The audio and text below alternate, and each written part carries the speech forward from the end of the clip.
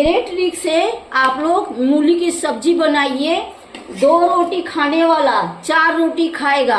ये इतना चटपटा बनता है कि नहीं खाने वाला भी उंगलियां चाट कर खाएगा और चट कर जाएगा।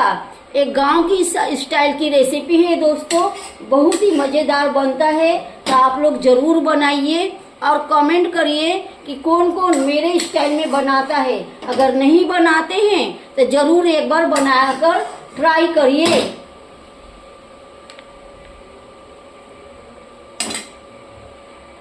तो दोस्तों आज मूली और मूली की साग की रेसिपी लेके आई हूँ। तो इसको साफ करने का ट्रिक मैं बता रही हूँ। ऐसा सामने से छोड़ना है, 2-3 उंगली छोड़ देना है। उसके बाद यहाँ से डंठल को ले लेना है और दोनों साइड से साग को इससे पकड़ना है और डंठल के एक हाथ से इस तरह से पकड़ के डंठल को अलग करना है। इसी तरह से सारे साग को निकाल लेती हूँ। मूली की साग साफ करके हो गया। जो इस तरह से कौला रहेगा, एकदम कौला, उसका सिर्फ इस तरह से डंठल निकाल लेना है। जहाँ से साग है वहां से रख देना है और ये वाला डंठल निकाल देना है। ऐसे वाले जो कौले कौले रहेंगे ऐसे करके निकाल लेना है डंठल इस तरह से। अब इसे हम अच्छे से धो लेंगे और बारीक बारीक काट लेंगे। तो दोस्तों मूली को अच्छे से धो लूं। ये जो पीछे वाला जो पार्ट है ना, इसे काट लेना है इस तरह से, क्योंकि ये बहुत कड़क होता है, ये गलेगा नहीं। ये जो पार्ट है, जो आगे का पार्ट होता है ये वाला, इसे भी काट लेना है। और इस तरह से अगर आपको थोड़ा थोड़ा ये बाल ऐसा दिखता है तो इसे भी थोड़ा थोड़ा निकाल देना है। इसे छीलना नहीं है, इसको नहीं निकालेंगे तो ये बाल के जैसा मुंह में लगेगा। तो इसको निकाल देना है। एकदम छोटा छोटा है तो उसको छोड़ देना है। तो इस तरह से हम सारे काट लेंगे। और आप लोगों के पास अगर चॉपर है तो आप लोग चॉपर में काट लीजिए, नहीं है तो हाथ से काट लीजिए। इसे मैं बारीक बारीक चॉपर में चॉप करूंगी। तो बताइए दोस्तों आप सब कैसे हैं। उम्मीद करती हूँ आप सब अच्छे ही रहेंगे और बहुत खुश भी रहेंगे। मेरी दुआ है आप सब खुश रहिए, आबाद रहिए, दिन दुगनी रात चौगनी तरक्की करिए। आप सबकी घर परिवार खुशियों से भरा रहे। आप सबकी हर अच्छी वाली चाहत जल्द से जल्द पूरी हो जाए, ढेर सारी दुआ है दोस्तों।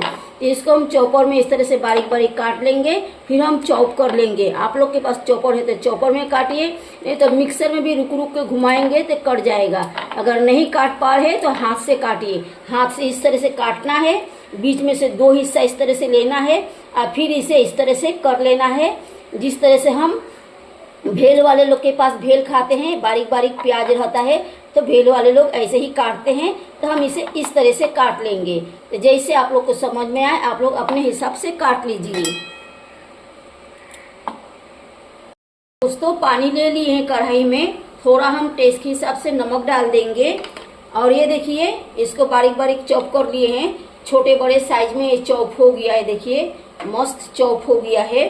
अब इसमें हम डाल देंगे पानी, इतना डालेंगे जितना में वो अच्छे से डूब जाए। अब इसे हम उबाल लेंगे।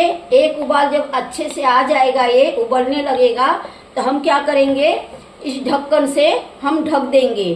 ढक के इसको 2 से 3 मिनट तक हम मीडियम गैस पे पकने देंगे। फास्ट है अभी गैस, पानी उबलने के बाद ही हम गैस को मीडियम करके 3 मिनट तक पका लेंगे। ढक्कन खोल दी हूँ मैं, ये 3 मिनट पक गया है। 3 मिनट मतलब 50% जब ये गल जाएगा, अब 3 मिनट भी लग सकता है, 2 मिनट भी लग सकता है।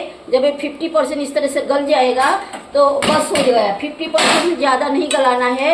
अब इसी टाइम पे इस मूली को साग को इसमें डाल देना है और इसे अच्छे से एक उबलने तक इसे ऊपर नीचे कर लेना है। अच्छे से इसे उबालना है।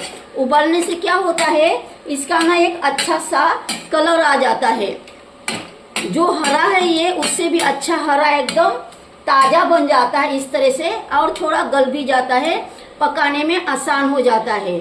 तो देखिए अब इसे हम क्या करेंगे, ऐसा अगर आपके पास चालन है तो इसमें डाल के छान लीजिए, और नहीं है तो आप इस तरह से छनौटे से आप छान के निकाल लीजिए।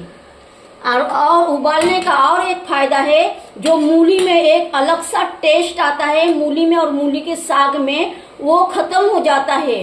एक जिस तरह से हम लहसुन खाते हैं मुंह में कैसा एक चिड़चिड़ा सा लगता है, उसी तरह से मूली से और मूली के साग से लगता है। तो उबालने से ये सारे चीजें खत्म हो जाता है। तो चलिए बस हो गया, अब इसे हम निकाल लेते हैं। तेल कढ़ाई दोनों गर्म हो चुका है, जिसमें मैंने साग उबाली थी उसी को पानी से धो के ले ली हूँ। और लहसुन जो है थोड़ा लेना है क्वांटिटी के हिसाब से, इस तरह से पतले पतले काट लेना है और इसको 50% फ्राई करना है। लहसुन 50% फ्राई हो चुका है। अब हम थोड़ा सा जीरा ले लेंगे, जीरा को इसमें डाल देंगे और क्या करेंगे, इसको थोड़ा सा हम एक बार चला लेंगे। अब हम ये प्याज लिए हैं, भेल वाले लोग के जैसा बारीक बारीक काट लिए हैं। प्याज को इसमें हम डाल देंगे और गैस को हम फास्ट कर देंगे। लहसुन और जीरा को स्लो गैस में फ्राई किए थे, प्याज को हम गैस फास्ट करके फ्राई कर लेंगे। फ्राई करने के बाद दिखाएंगे हम कि हम इसे कितना फ्राई कर रहे हैं। तो प्याज 50% फ्राई हो चुका है। मुझे बार बार वीडियो कट करने पड़ता है चिल्ला चिल्ली को जैसे। अब ये टमाटर लिए हैं, अगर आप लोग जानना चाहेंगे कि प्याज और टमाटर कितना डालना है तो हम जितना प्याज डालेंगे उसका डबल टमाटर डालेंगे। अगर हमारा 100 ग्राम प्याज यानी ऑनियन जिसे कांदा भी बोलते हैं, तो टमाटर हम 200 ग्राम डालेंगे। 100 ग्राम प्याज, टमाटर 200 ग्राम। गैस को अब मैंने एकदम स्लो कर दी हूँ और टेस्ट के हिसाब से नमक डालना है। पहले थोड़ा साग में नमक डाली थी तो हिसाब से ही डालना है। और इसमें हम थोड़ा सा क्वांटिटी के हिसाब से 1 पिंच हल्दी डाल देंगे और थोड़ा सा हम तीखी वाली काश्मीरी लाल मिर्च पाउडर डालेंगे थोड़ा। और इसमें अभी हरी मिर्च डालेंगे, वो हम बाद में डालेंगे। इसमें हम धनिया पाउडर, जीरा पाउडर ये सब कुछ नहीं डालेंगे, बस टेस्ट के हिसाब से चाट मसाला डाल देंगे। चाट मसाला के अंदर हर चीज रहता है, यहाँ तक कि आमचूर भी रहता है। अब इसे हम मिक्स कर लेंगे अच्छे से। गैस स्लो है, स्लो कर दी हूँ और ये गैस स्लो ही रहेगा, स्लो रहेगा, मीडियम भी नहीं रहेगा और फास्ट भी नहीं रहेगा। अब इसे हम ढक देंगे, ढक के हम पका लेंगे, बीच बीच में हम चला देंगे। ये देख लेते हैं, देखिए तेल पूरा छोड़ दिया है, ये अच्छे से पक चुका है। प्याज और टमाटर जो मसाला डाले थे वो अब इसे हम मिक्स कर देंगे। और जो हमने छिलके के साथ छिलका वाला मूली और पत्ते को, मूली के पत्ते को जो हम उबाल के रखे थे, इसे भी हम इसमें डाल देंगे। बिना पानी के बनाएंगे हम, बिना पानी के। इसमें हम 1 बूंद पानी नहीं डालेंगे, पानी डालने से इसका टेस्ट खराब हो जाता है। अब इसे हम अच्छे से मिक्स कर देंगे। और डालने से पहले मैंने क्या की थी, ये जो साग है ना ये चिपका हुआ था ना, तो इसे मैं सब अलग अलग कर दी थी थोड़ा लेके, क्योंकि छोलनी से अलग करने जाएंगे ना तो ये टूट जाएगा सारे मूली। तो मैं पहले ही ये सारे पत्ते को हाथ से अलग कर दी थी, कोई कोई छोड़ दी थी आप लोगों को दिखाने के लिए। अब हम गैस को मीडियम करेंगे, इतना देर गैस स्लो था, गैस को हम मीडियम कर देंगे। अब मीडियम करके इसे हम इसी तरह से खुला पकने देंगे थोड़ा देर। कितना देर पकने देंगे, 3 से 4 मिनट, 3 मिनट से ज्यादा नहीं, खुला ही रखेंगे, इसको ढकेंगे नहीं, गैस को मीडियम रखेंगे। देखिए दोस्तों 3 मिनट तक मैंने मीडियम गैस में फ्राई कर ली, खुला फ्राई की। क्यों खुला फ्राई की, क्योंकि साग में मूली वगैरह में पानी था, तो पानी को मेरे को सुखाना था, तो इसलिए मैंने खुला मीडियम गैस में 3 मिनट तक फ्राई की। अब देखिए ये तेल छोड़ दिया है, ये देखिए ये तेल अच्छे से छोड़ दिया है। अब इसे हम ऊपर नीचे कर लेंगे।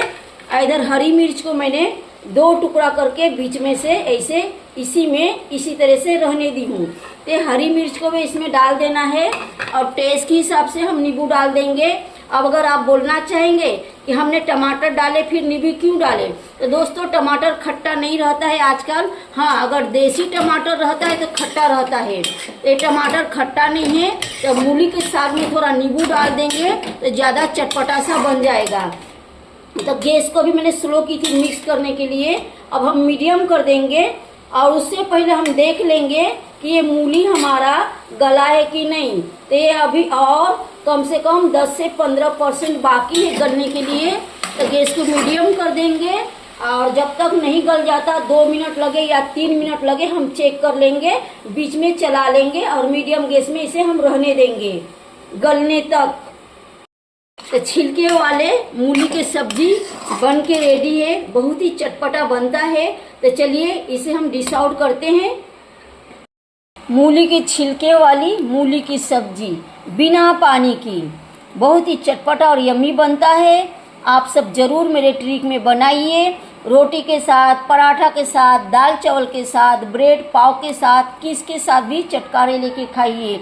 इसके सामने चिकन मटन फेल है, ये इतना चटपटा बनता है। तो आप सब जरूर बनाइए और एक दूसरे के साथ बहुत सारे खुशियाँ बांटिए। थोड़ा मेरे भी खुशी का ध्यान रखिए।